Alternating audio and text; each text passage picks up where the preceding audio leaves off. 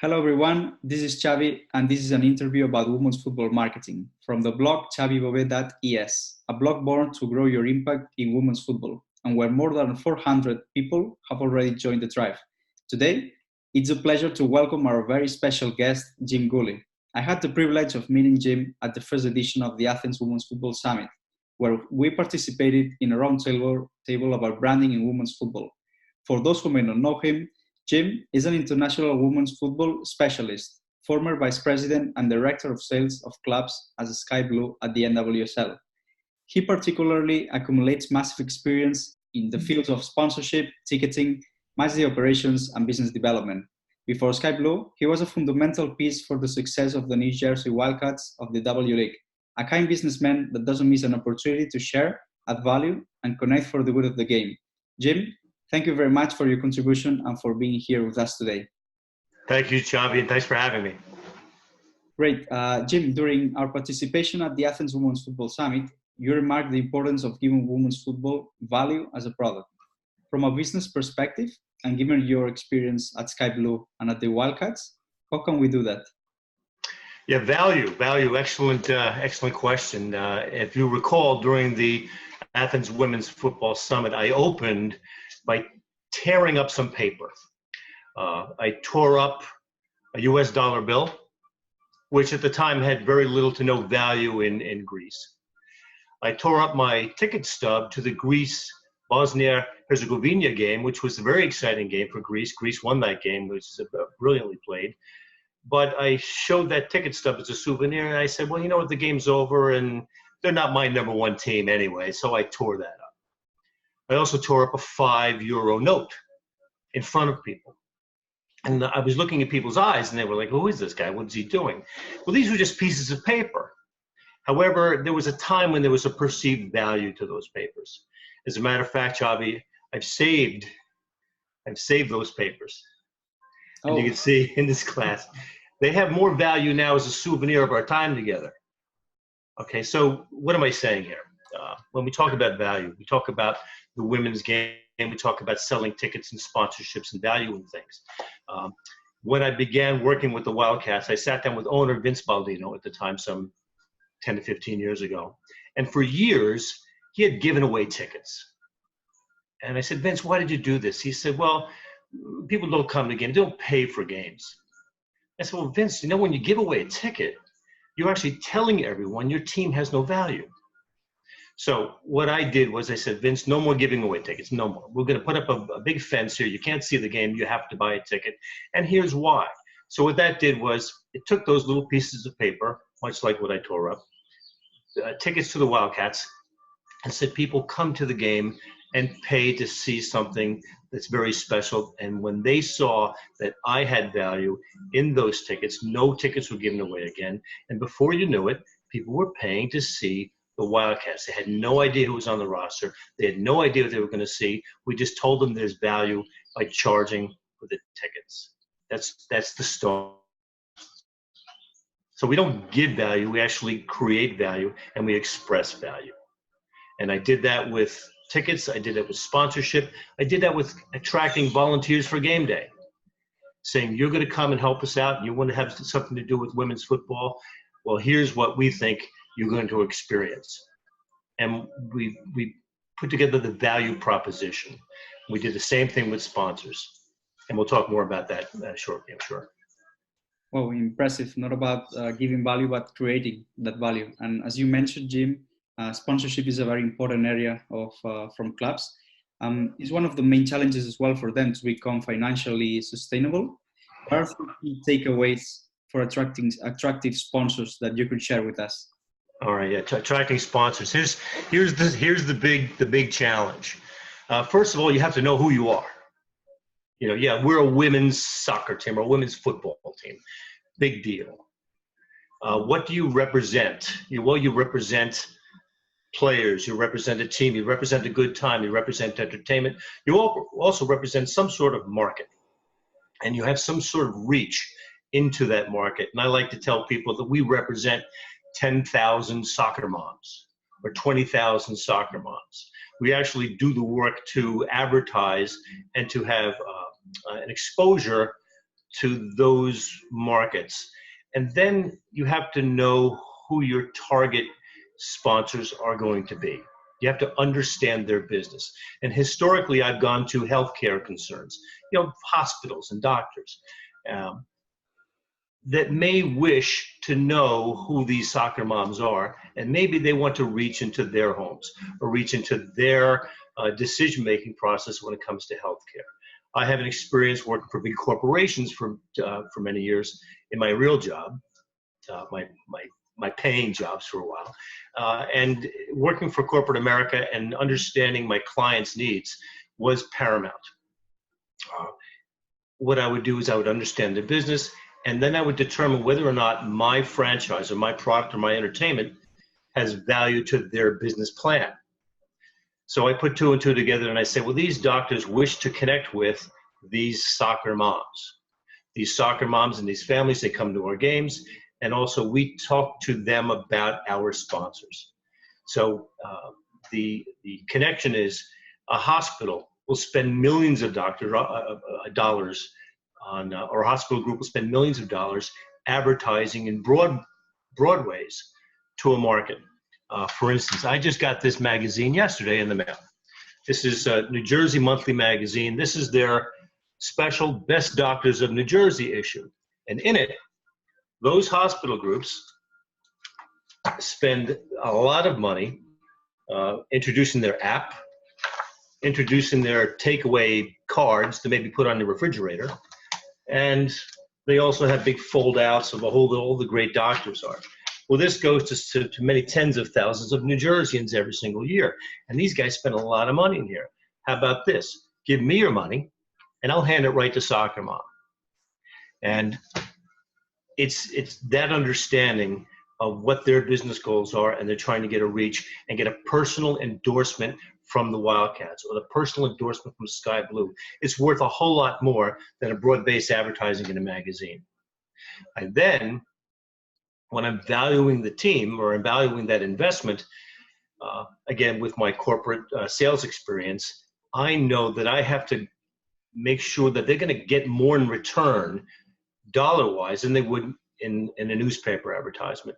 And from my experience, I always made sure that I brought a 10-to-1 ratio to the cost. So if I charge them $100,000 for a sponsorship, I should know that they're thinking about $1 million worth of business. And can I do the work, the sales work necessary with my team and my entertainment product to bring that $1 million back to the hospital? That's a lot of sales work, but they've actually hired dozens of sales representatives in Sky Blue or in the Wildcats or in me. And the big challenge, of course, is the follow-up. It's the long-term stewardship of that sponsorship. You have to go back time and again to let them know what you've done, so that next year, when you walk in and say, hi, remember us, how's about doing this again? They don't say, well, wait a minute, who are you and what did you do for us? So that's the big takeaways. Know who you are, know what your value proposition is for your client, work to represent your client, and be that salesperson for that client so they can get a return, a measurable return, and then, of course, do the follow-up and the stewardship of that to get them back next year. Well, thank you, Jim. I think that's a brilliant example, very tangible and very practical to know how to add value, but also knowing how to create a useful and meaningful relationship.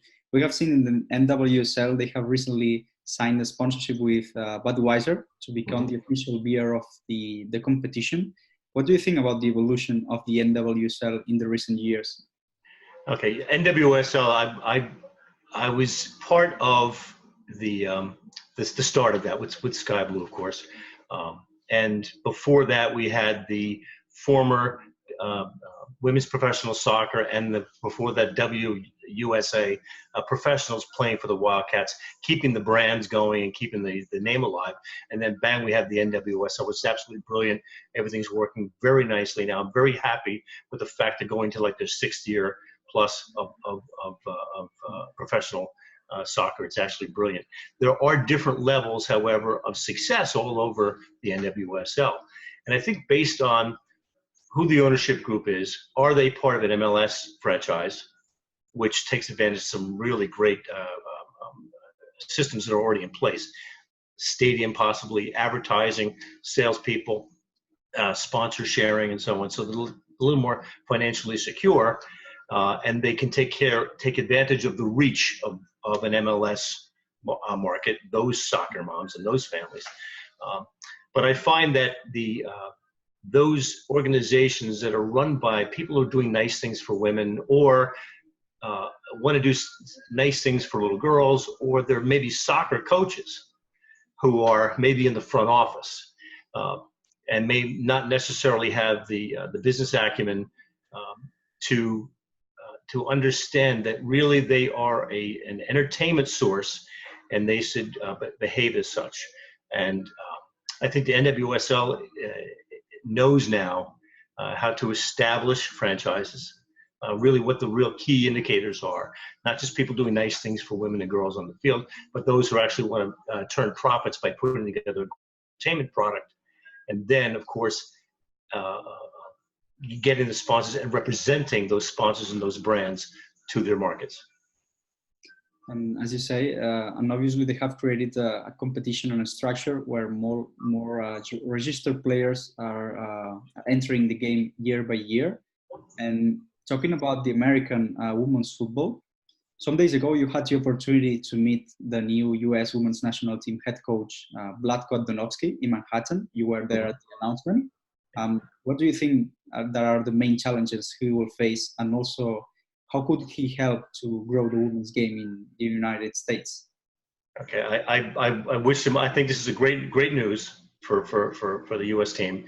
He does have big shoes to fill.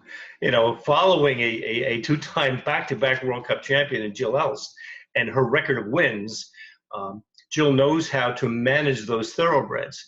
And if you look back in the history of the coaches of the U.S. women's national team, you know, starting way back in the DeChico and the Ryan days and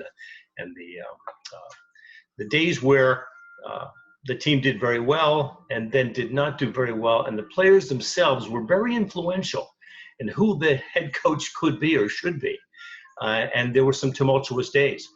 Those coaches who not only got along well with the players but had their endorsement seem to have done, much better over time, and have had the staying power.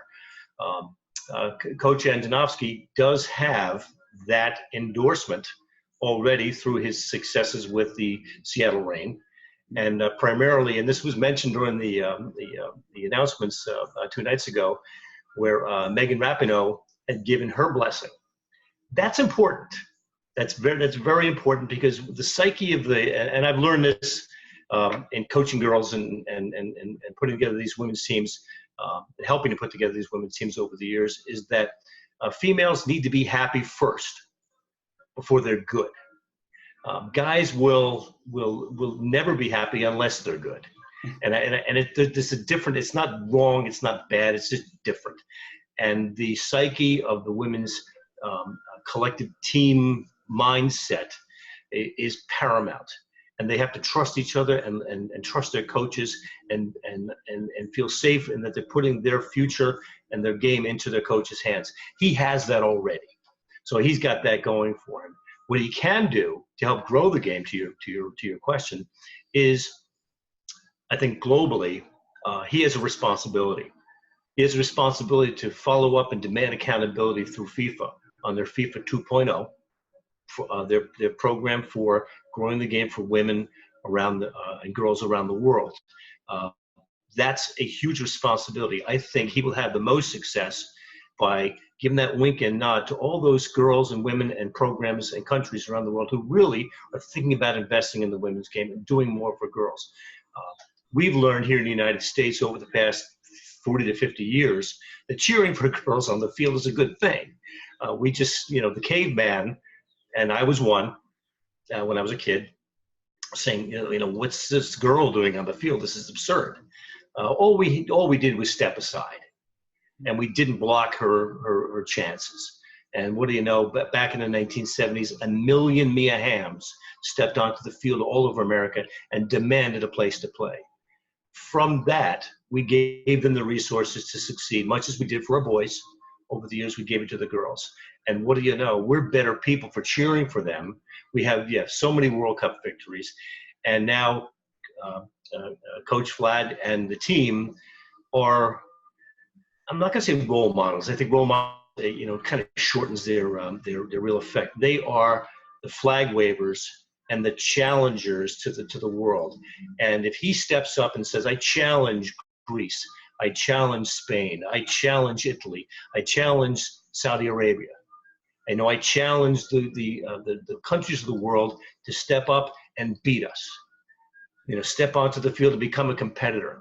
And I've said this during the Athens Women's Football Summit, and I'll say this again today. Nations can be judged by how they cheer for their women. And we lose nothing by cheering for them. As a matter of fact, we look like better guys and more confident guys by cheering for her. We give up nothing. It's a big world. There's space for her. Give her a place to play, and how much fun can this be? You also mentioned, Jim, Jill Ellis. She also won the Best Award this year. And with she, the U.S. national team, they accomplished and they won the 4th World Cup. What do you think the impact that this World Cup can leave for women's football at a global scale? Globally, this Women's World Cup effectively normalized cheering for women. It normalized. It's no surprise that there's opportunity. There's no surprise. It's a quality product. This is exciting stuff. Look at England, Scotland getting together, and how every television in the UK is turned to the game. Look at what the FA is doing for the women's game, and doubling down and investing in the women's product, to the point where we're saying that it's women's soccer. Almost seems like why are we saying this? It's football. It's football, and today it's this brand of football. Tomorrow it's something else. And we talked about, I like sushi, I like pizza. Okay, it's great. The men's game, the women's game. This is football, and more of the world saw women on the field. No longer shocking. It's no longer like, what is she doing here? We're actually looking at the game as sports entertainment. And we've seen some amazing, amazing things happen during this World Cup. And the world is like, yeah, she can play. So it's normalized, which I think was the best thing. And from that, we sit down with the companies of the world, and the Budweisers of the world, and the Visas of the world, and say, okay, let's see where the opportunity is for your business. We saw that the World Cup broke records in terms of fan attendance, also TV viewers, with more than 1 billion TV spectators. Yeah. Regarding this fan attendance and fan experience, what is one thing you would advise to clubs to get more people going to stadiums to watch women's football? This is it's a great question, Xavi. The biggest challenge I've had over the years is getting to businesses, and also to fans, and getting them to understand this is not charity. This is not something we do nice things for girls and give them good role models. I think if your daughter needs a role model and it's not mom or dad, you're both in trouble. Okay, these are the women on the field are examples of great athletic achievement and exciting times, and something to cheer for. The biggest challenge I've always had is getting people to understand what this is. This is changing now. Of course, since we've seen these World Cups, it's a lot easier to say this is the women's pro game, and people understand what that is. I think to get more people to come, of course, is to sit down with your organization. Yes, identify who you are. The biggest challenge I've had within organizations that are run by either soccer coaches or soccer dads or soccer moms, and is getting them to understand that advertising is something you have to do. You have to advertise. You have to extend not only the advertising for your team, but of course around your team advertisement, you have all the logos of your sponsors, and you actually represent them in your advertising. You can't just say, well, I love the game, I'm going to hang up a plaque saying game today, and people will come. No, it's not going to happen. You have to legitimize your brand by advertising in newspapers and on television, and actually saying this, you have to come to this game. I know some of the biggest sports teams in the New York market. You got the Yankees and the Jets and the Mets. They advertise on television. Okay, they don't have to, but yet they still do. McDonald's still advertises. You know, Ford advertises. These are big brands, and the advertising legitimizes things. Concurrent to that, you have to design a game day experience that's more than just what's on the field. And we see all over the world fan enhancements, enhanced realities, gambling on games. And it can be right in some areas of the world for women, maybe a great opportunity for growth. But getting fans into the seats, you have to do more than just deliver, here's the game. You have to give them other reasons to come. You have your off-the-field experiences, your fan zones, okay? Merchandising. This is huge in the women's game. It's huge. Women, I'm telling you, love to shop, and they're loyal. Have your brands in the stores. Open up your stores on your arenas. Get the merchandising going. They are loyal. They will buy from you, and they'll wear your brand with gusto. More so, I believe, than guys. So the fan experience at the games and extended through all of our social media work that we do, I think is the biggest opportunity, not only for the teams and their franchises, but for the brands they represent. Absolutely, more about entertainment than football or soccer. Thanks to the Athens Women's Football, Jim, I had the opportunity to know more about your career, about your trajectory, which I think is very impressive and very respectful.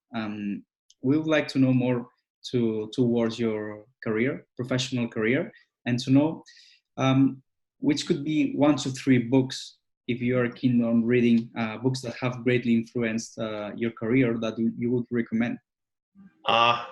Well, I'll tell you one book I'm reading right now, which is Jim Mathis, who was a Major General for the U.S. Marines. He ran the Marines in the United States, and recently was a secretary for this our administration in Washington. He recently resigned and wrote this book called Call Sign Chaos. It's about leadership. Call sign is the name, your military name, and chaos is CHAOS, stands for does the commander have another outstanding solution, which is kind of a tongue-in-cheek because Jim Mattis had put together apparently chaotic situations in his command, but it's about leadership. And it's actually absolutely brilliant, and I'm reading it right now, and it's changing my game, if you will. Before that, when I was a kid, I read Catcher in the Rye by J.D. Salinger. Okay, it's about a kid my age, 13, 14-year-old boy going through all kinds of, chaotic, self-judgmental times, and that was influential when I was in high school. To know I wasn't crazy. I was just like Holden Caulfield in some respects. And one book, hang on,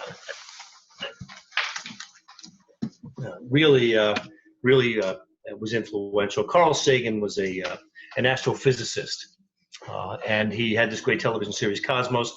He also wrote a book called The Demon Haunted World. And it's about how we're believing in all kinds of crazy things that are not scientific in our new world, and understanding when we're being fooled or when we're being taken for a ride, if you will, by people who are trying to lead us. And it gave me some good tools for understanding whether or not I'm being flim-flammed. And it helps me when I'm in a sales situation, of course. But Carl Sagan was a great guy, and The Demon Haunted World is I think, recommended reading for everybody. Very interesting, Jim. Also because you draw from books that are not related to football or to soccer, apprentices and lessons that you can apply to sales. And regarding your career, which could be a failure or an apparent failure that have set you for later success? Failure, I think, is needed to understand, which ways to go. I think Thomas Edison said it, that he knows 10,000 ways of how not to make a light bulb. So it's perseverance and failure which helps us to guide our lives. most recently, my most recent failure, and this is within the last year, was in getting the organization I was working for. I was working for a football academy recently nearby, and they hired me to help kind of monetize the academy, much I had done for my pro teams and my semi-pro teams, is to get sponsors and advertisers. This academy, and you're going to find this all over the world, is run by football coaches. And football coaches are put into the position of executive authority in these academies and to make the business decision for the academies. And I was brought on by a head coach, and he said, Jim, I need you to help get money. I said, okay. And I sat down with the coaches in that academy, and I said, okay, guys and ladies, here's what I do, and here is how you will be perceived by potential sponsors. And I said directly, I'd asked the coaches, what do you want from me? What do you want for the academy? And they said, we want more kids to join our academy. That's it. I said, okay. And I went through the process of understanding how they sell their services. And after a year of working very hard, I did finally get to bring a large potential sponsor to the table. And that potential sponsor said, okay. And it was one of the groups in this magazine. And they said, okay, well, it's all about programming. It's all about activating programming, meaning you have to do things for us that will get us a return. Then I went back to the coaches and said, okay, guys, just know this. We are becoming salespeople for this brand. And they've said they want us, they will do for us if we do sales work. And I had head coaches come back to me and said, we don't do that. We coach kids. And then I said, well, you know what? Everything is sales. When mom or dad writes a check and gives you thousands of US dollars to train their son or their daughter, they are making a buying decision. So everything is sales. When you teach that kid how to bend the ball, when you teach them how to do the ticky-tack dribbling, when you do all the work you do, you are a sales function or sales operation for your club or for your academy. And they absolutely didn't get it.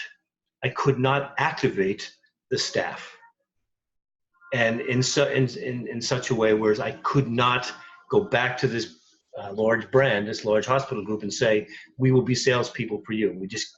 The connections weren't made, and I failed in convincing the staff that we have to do these things, and we should be doing these things, and you have to represent this hospital group. I failed. So I took myself away from that academy. Huge, and I deem that as failure on my part. I think very valuable lesson, and also it really shows the importance, right, of selling within the team. But I also believe that this is why, as you said, it's very important to share a vision and to share also a set of values to leverage sponsorships. And finally, just to finish with the last question, what advice would you give to any smart student or a young professional that wants to step into women's football business or marketing?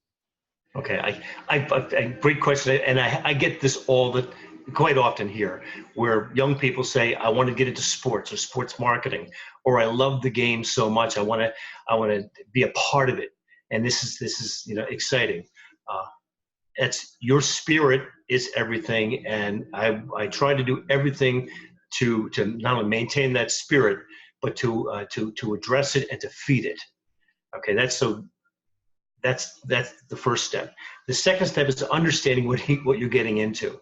Understand where you're going to be working. Are you going to be doing actual franchise or team or academy support?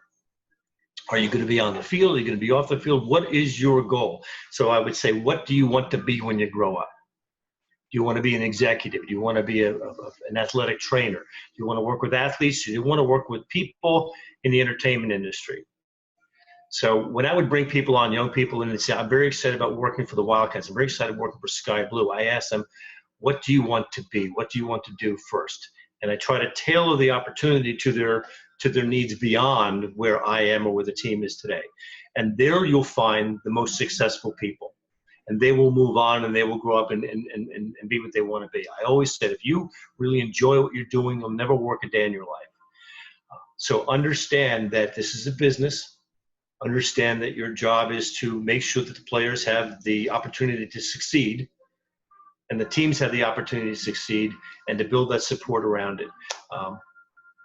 Getting involved in football in the United States is not a lucrative endeavor. No one gets rich in soccer in the United States, very few people. You have to absolutely love it. What we were able to do, however, is because so many people loved it, so many people were in the business for the right reasons,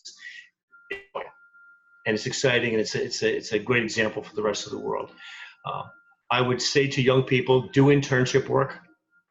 While you're in the beast, look at those who are the most successful or the most influential and try to analyze what unique characteristic do they have that makes them so special or make people follow them, or what makes them successful in their endeavors, and try to wrap your head around that and try to emulate those special qualities.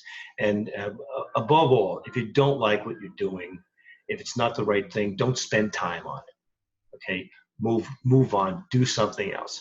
I've always enjoyed my work. I enjoyed school, I enjoyed meeting people, and I enjoy selling, but I enjoy seeing the results and the effects of my work. And mainly it's watching people enjoy themselves and have a great time. The most fun I've ever had in the game is actually announcing for Sky Blue. So I was the voice of Sky Blue for many years in its infancy, and announcing those players and saying, in the 23rd minute, award that goal to number 9, Heather O'Reilly, stuff like that. It gave me a thrill. Announcing the players before the games, I get goosebumps right now because I was looking at the stars of the planet, and I got to announce their names, or I got to announce them when they were out on the field or they scored a goal. That was the biggest thrill. And again, it's just a simple joy. If you're not having a good time, get out. Wow, Jim, excellent. I think that those are priceless pieces of advice, passion, also the spirit that you mentioned, like solving a problem, focusing your career on something that you can value on and you like. Thank you very much for your advice and your interesting perspective of women's football, not only in the US, but globally. I definitely think that people watching this video will get huge value to apply in women's football all across the world. So it's been a pleasure, Jim. Thank you very much, and all the best of luck for your future challenges. Okay, same to you, Xavi. Thanks for having me. Cheers.